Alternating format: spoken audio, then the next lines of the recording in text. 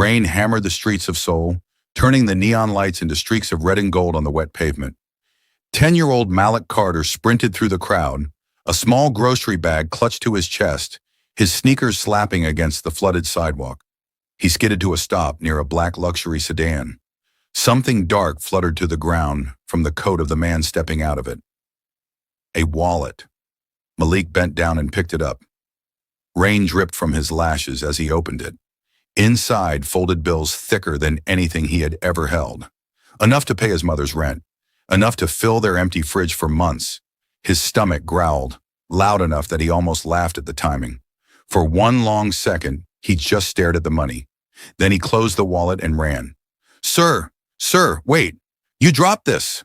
The man's bodyguards spun around instantly, 3 of them, broad-shouldered and tense, stepping between Malik and their boss like a wall of black suits.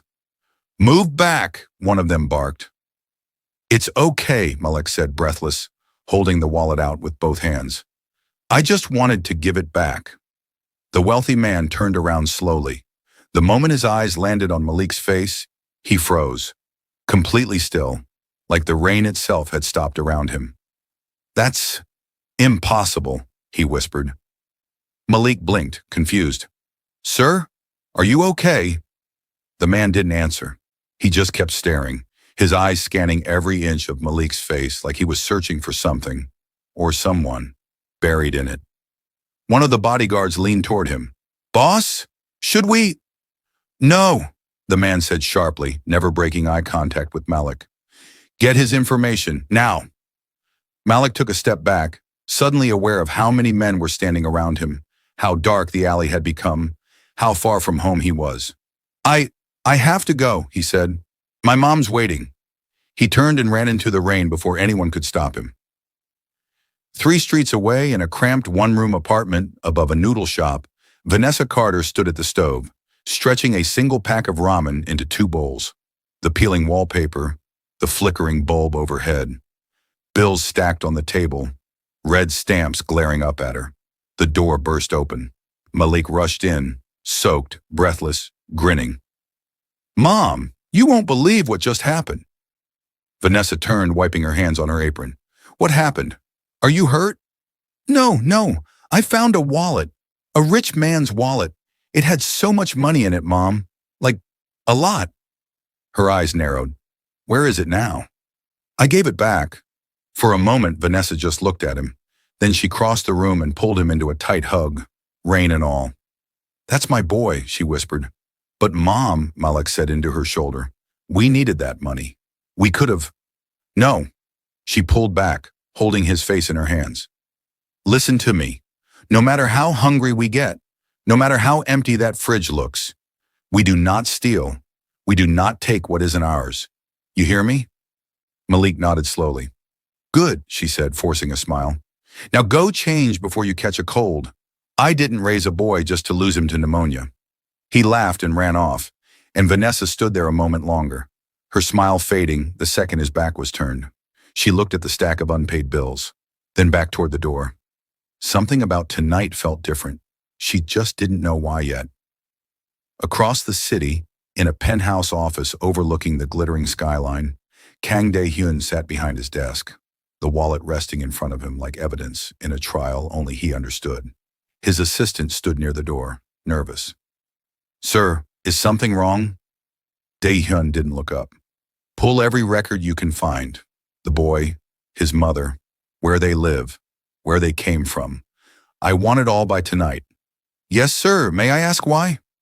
Dae-hyun finally lifted his eyes, and for a man known across Korea as one of the most feared bosses in the underworld, his expression was something rarer than fear. It was disbelief. Because, he said quietly, I think I just saw a ghost. His assistant didn't ask again. He simply bowed and left the room. Alone, Dae-hyun opened a drawer and pulled out an old photograph, edges worn soft from years of handling. A woman smiling at the camera, sunlight behind her, a hand resting protectively over her stomach. He hadn't looked at this photo in almost 10 years. He hadn't let himself. Vanessa, he murmured, tracing her face with his thumb. Where have you been? By midnight, the file landed on his desk, Thick, detailed. His men didn't ask questions when he gave orders like this. They simply delivered. He opened it. School records. Malik Carter, age 10, top of his class, described by teachers as unusually honest and deeply principled for his age. A small smile tugged at the corner of Dae-hyun's mouth despite himself. Then he turned the page. Mother's name, Vanessa Carter. Date of birth, place of origin, a photograph attached to a visa application from exactly 10 years and 7 months ago. Dae-hyun's hand began to shake. He flipped to the next page. The boy's birth certificate. Father, unknown, but the date. The date matched perfectly with the night Vanessa disappeared from his life, without a single word, without a goodbye, without an explanation he'd ever been given. He stood up so fast his chair scraped violently against the marble floor. "Get the car," he said, voice low and shaking. "Now!" His assistant rushed in. "Sir, where are we going at this hour?" Dae-hyun was already pulling on his coat, his eyes burning with 10 years of unanswered questions. "To get answers," he said, "to a woman I should have never let go." He stepped into the elevator, the photograph still clutched in his hand, his heart pounding harder than it had in a decade. Somewhere out there, in a small apartment with peeling wallpaper, a woman who thought her past was buried forever was about to learn it had just found her again, and nothing would ever be the same. If you're hooked already, drop a like and comment what you think happens next. I read every single one. Subscribe now so you don't miss what's coming. The knock on the door was sharp. 3 hard raps that made Vanessa's heart skip before she even reached the handle. She opened it, and the words she was about to say died in her throat. Dae-hyun stood there, rain soaking through his coat, his face pale under the hallway light. "You," she breathed. "Vanessa." Her expression hardened instantly. No relief, no joy, just a wall going up brick by brick behind her eyes. "Get out of my building," she said, stepping back to slam the door. He caught it with his hand. "Please, just give me 5 minutes." 5 minutes? Her voice cracked with disbelief. "You want 5 minutes after 10 years? I didn't know," he said. "I swear to you, I didn't know about him." Vanessa folded her arms, her whole body trembling now, not from cold, but from something far older. "Know about who?" "Malik." Dae-hyun's voice broke on the name. "He's mine, isn't he?" Silence stretched between them, thick and suffocating. "Why did you leave?" he finally asked. "Why did you disappear without a word?" Vanessa laughed, but there was nothing happy in it. It was bitter, sharp, the kind of laugh that came from years of swallowed pain. "I never left you," she said. "You left me." "What?" "I called you every day for 2 weeks. I sent messages. I went to your office and your men turned me away at the door. They told me you didn't want to see me. They told me you said I was nothing to you." Dae-hyun staggered back like she'd struck him. "That's a lie. I never said that. I never even saw you try to reach me. I was pregnant, Dae-hyun." Her voice shook. "I was scared and alone in a country I barely knew the language of. And the man I loved acted like I didn't exist." "I didn't know," he said again, desperation rising in his throat. "Someone told me you ran off with another man, that you wanted nothing to do with this life, with me." Vanessa's anger flickered, just for a moment, into confusion. "Who told you that?" "Jun-ho." The name hit the air like a gunshot. Vanessa's eyes widened. "Your second in command? The one who handled all your communications?" "Yes." "He intercepted my calls," she whispered, the realization dawning slow and horrible. "He told your men to turn me away. He's the reason—" She couldn't finish the sentence. She didn't need to. Dae-hyun's hands clenched into fists at his sides, 10 years of grief curdling instantly into rage. "He took everything from me. My son. You.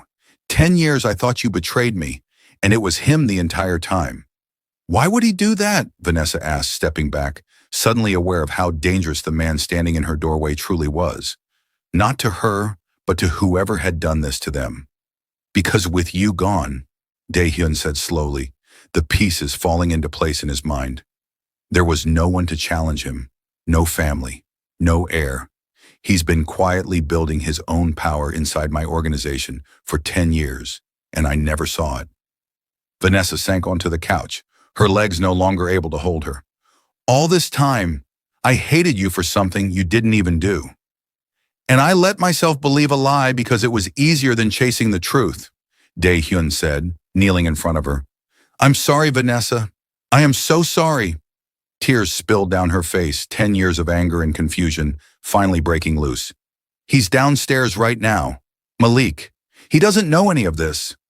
He doesn't have to know everything, Dae-hyun said gently. Not yet. But I want to be in his life. I want to make up for every birthday, every year I missed. Vanessa wiped her face, studying him carefully, searching for the man she once loved buried somewhere beneath the mafia boss he had become. You hurt people, Dae-hyun. That's what you do now. I'll protect you both with everything I have, he said. That I promise. She wanted to believe him. Some broken part of her already did. 3 days later, the peace shattered. Malik noticed it first. A black car parked outside his school that hadn't moved in hours. Then a man in sunglasses standing across the street from their apartment, pretending to read a newspaper in the rain. Mom, he said one evening, peering through the curtains, that car's been there since this morning. Vanessa's blood ran cold. She immediately called Dae-hyun. Someone's watching us, she said the moment he picked up. Stay inside, he said. I'm sending men right now. But across the city, in a dim office lit only by a single lamp, Junho sat listening to a recording of that very phone call, his jaw tight with fury. She's talking, he muttered to the man beside him. If the boy finds out the truth, if Dae-hyun finds out how deep this goes, everything I built falls apart. What do you want us to do? The man asked.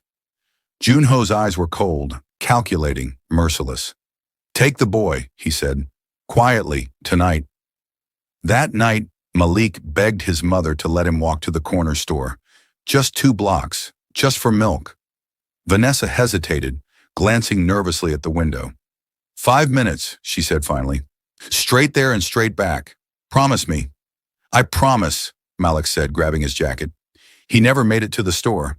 A van pulled up beside him on the empty street. The door slid open. A hand reached out and yanked him inside before he could even scream. The van sped off into the rain-soaked night, leaving nothing behind but a single dropped shoe in the gutter. Vanessa would find it 20 minutes later, her scream echoing through the empty street, shattering the silence of a night that had just turned into every parent's worst nightmare. If your heart is racing right now, that's exactly where this story needs you. Smash that like button, drop a comment telling me who you think Junho really is, and subscribe, because what happens next changes everything. Vanessa's scream brought neighbors rushing into the street, but Dae-hyun was already there before the echo died, his car screeching to a halt, his men spilling out behind him. He found her on her knees in the gutter, clutching a single small shoe to her chest. They took him, she sobbed. Dae-hyun, they took my son. He pulled her up, his own hands trembling now, the cold calculation of a mafia boss cracking under the weight of a father's terror. We will find him, he said. I swear on everything I have, we will find him. His phone rang before he even finished the sentence. He answered. Silence on the other end, then a voice he knew too well. Hello, old friend, Junho said calmly. Dae-hyun's grip on the phone tightened until his knuckles went white. Where is my son? Safe, for now. You always were sentimental, Dae-hyun. 10 years and you still couldn't let her go. What do you want? The files, Junho said. Every piece of evidence you've quietly gathered on me over the years. The shipments, the accounts, the names. Bring them to the old harbor warehouse by midnight or the boy disappears permanently. No police, no backup, just you. The line went dead. Vanessa watched the blood drain from his face. What did he say? He wants everything I have on him, Dae-hyun said quietly, or he kills Malik. Then give it to him, Vanessa screamed. Give him whatever he wants. If I hand him that evidence, he walks free forever, and he'll come back for both of you the moment it's convenient. I can't make that trade, Vanessa, but I am not losing my son either. Then what are you going to do? Dae-hyun's eyes turned hard. The boss the city feared replacing the broken man standing in the rain. I'm going to bring him home, he said. Myself. Inside the abandoned warehouse near the harbor, Malik sat tied to a wooden chair, soaked, shivering, terrified but trying desperately not to cry in front of the men guarding him. One of them sneered at him. "Your father's a powerful man. Too bad it won't save you." "He's not my father," Malik said, voice shaking. "I don't even know him." The man laughed coldly. "Tell that to your blood, kid." Malik swallowed hard, his mind spinning. Father? The man from the rainy street with the wallet? Outside, headlights swept across the broken windows. Tires crunched against gravel. Doors opened and closed in practiced silence. Jun-ho smiled. "Right on time." Dae-hyun walked in alone, hands raised, a thick folder tucked under his arm, though inside only blank decoy pages. A desperate gamble he prayed would buy enough time. "Where is he?" Dae-hyun demanded. "Patience," Jun-ho said, stepping out from the shadows. "The files first. Let me see my son. Now." Jun-ho nodded toward his men, who dragged Malik forward, still bound, his eyes wide with fear and confusion, the moment he saw Dae-hyun. "It's you," Malik whispered. "The wallet." "I'm here, Malik," Dae-hyun said gently, fighting every instinct to rush forward. "I'm going to get you out of here." Jun-ho stepped between them, snatching the folder from Dae-hyun's hands, flipping it open and immediately recognizing the blank pages for what they were. His face twisted with rage. "You think you can fool me?" "I think," Dae-hyun said, "you should have checked who I brought with me." On cue, the warehouse doors burst open. Dae-hyun's loyal men flooded in from every entrance, weapons raised, surrounding Jun-ho's crew before they could even react. Chaos erupted. Shouting, scrambling footsteps. Jun-ho grabbed Malik by the arm, dragging him toward a side exit as gunfire cracked through the warehouse air. "Let him go!" Dae-hyun roared, lunging forward. Jun-ho turned, fury and desperation twisting his face. "You destroyed everything I built for you. I deserve that empire more than you ever did." "You destroyed my family," Dae-hyun snarled. "This ends now." In the struggle, Jun-ho stumbled, his grip loosening just enough. Malik wrenched free and ran straight into Dae-hyun's arms. As the last of Jun-ho's men were subdued around them, Jun-ho himself wrestled to the ground, his decade of secrets finally collapsing around him. Malik clung to Dae-hyun, shaking violently, tears finally breaking free. "Are you really my father?" he whispered. Dae-hyun knelt down, pulling him close, his own tears falling freely now. 10 years of grief and rage dissolving into something softer, something he'd almost forgotten how to feel. "Yes, son," he said, "I am, and I am never letting you go again." 6 months later, the harbor warehouse was nothing but a memory, replaced by quieter mornings and a small apartment that no longer smelled of unpaid bills and desperation. Malik attended a new school, one with bright classrooms and teachers who praised his honesty without knowing just how far that honesty had carried him.